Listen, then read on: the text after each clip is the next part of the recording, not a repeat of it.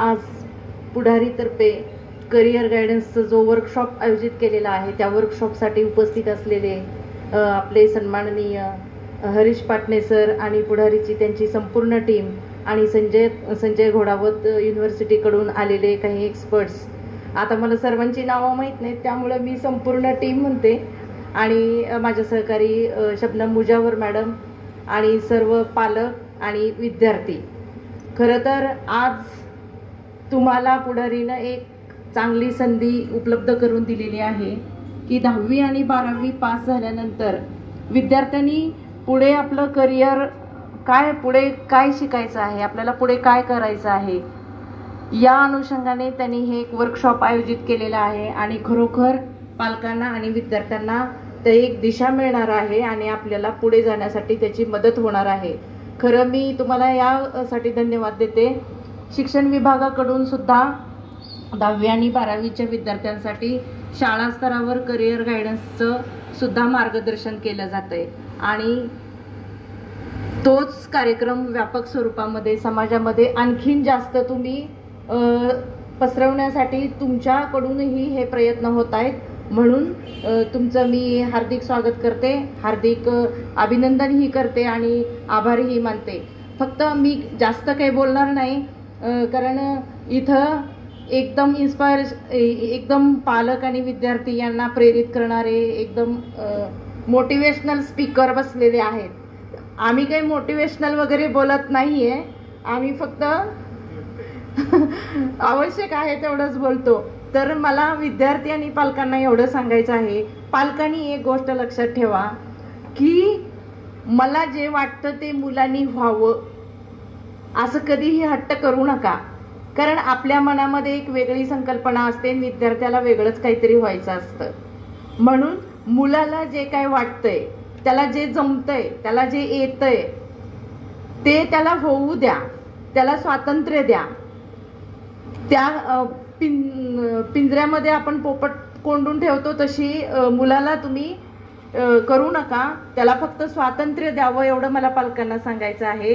आणि विद्यार्थ्यांना एवढं सांगायचं आहे, कुणाच्या तरी दबावाखाली माझ्या आजीला वाटतं, आजोबाला वाटतं, आईला वाटतं, बाबाला वाटतं की मी डॉक्टर व्हावं, आमच्या घरी मोठा दवाखाना आहे म्हणून मला त्याच दवाखान्यामध्ये प्रॅक्टिस सुरू करायचे, म्हणून मला डॉक्टर व्हायचं आहे, हे ओझं तुम्ही डोक्यावर घेऊन अजिबात हे करू नका.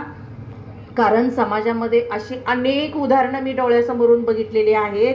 अगदी जागतिक लेवलचे, राष्ट्रीय लेवलचे मोठे मोठे डॉक्टर आहेत, इंजिनियर आहेत, परंतु त्यांची मुलं वेगळ्याच फील्डमध्ये आहेत आणि वेगळ्या फील्डमध्ये त्यांनी खूप चांगलं करिअर केलेलं आहे.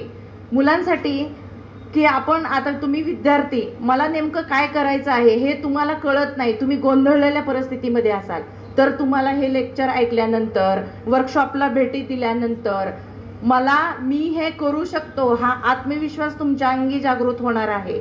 आणि त्या आत्मविश्वासावर मी काय करू शकतो हे तुमचं कन्फर्म झाल्यानंतर तुम्ही तुमचं क्षेत्र निवडायचं आहे. क्षेत्र निवडताना एक गोष्ट लक्षात ठेवायची की माझ्या अंगी जे सुप्त गुण आहेत, ज्या शक्ती आहेत, ज्या स्ट्रॉंग पॉवर आहेत, ते जर मी निवडलं तर मी माझ्या आयुष्यामध्ये अतिशय चांगल्या पद्धतीनं करू शकणार आहे. तुम्हाला प्रश्न पडला असेल की मी कसं ओळखू, तर एखादं काम करताना आपल्याला वारंवार कंटाळा येत असेल तर ते तुमच्या आवडीचं क्षेत्र नाही आहे. आणि एखादी गोष्ट करत असताना तुम्हाला पुन्हा पुन्हा केली तरी पण कंटाळा येत नाही, वारंवार तेच तुम्ही करत राहता. कलेक्टर साहेबांनी खूप सुंदर उदाहरण तुम्हाला दिलं की आम्ही 12 तास 14 तास काम करतो पण आम्हाला कंटाळा येत नाही, म्हणजे तो त्यांचा स्ट्रॉंग पॉईंट आहे. तसाच तुम्ही तुमचा स्ट्रॉंग पॉईंट कोणता आहे ते शोधायचं आहे. कुठली गोष्ट करायला तुम्हाला वारंवार ती गोष्ट करायला आवडते आणि ती गोष्ट केल्यानंतरही तुम्हाला कंटाळा येत नाही, ते तुमचं स्ट्रॉंग फील्ड असणार आहे.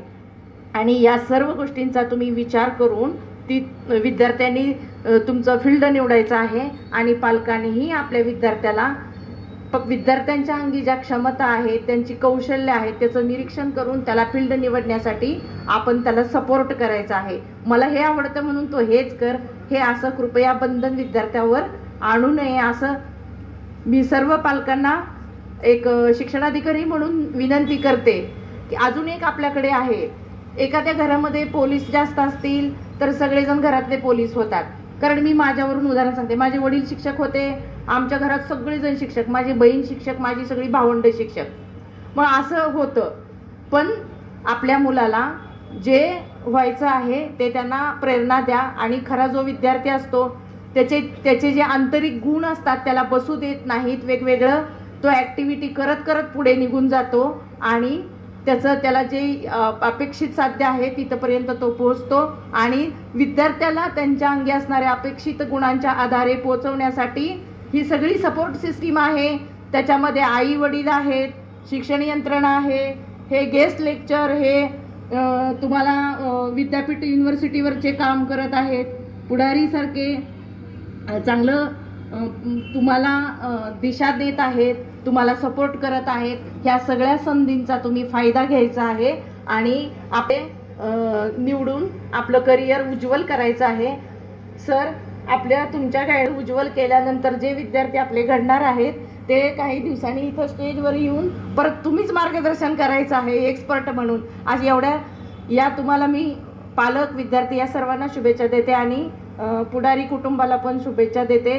खरोखर शिक्षण विभागाचं काम जे आहे ते तुम्ही हलकं करण्यासाठी आम्हाला मदत करत आहात, म्हणून तुम्हालाही खूप खूप शुभेच्छा.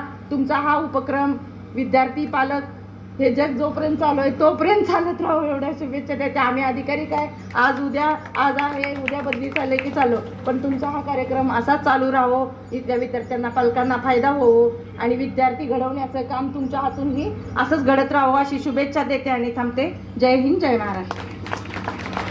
यानंतर श्रीमती शबनम मुजावर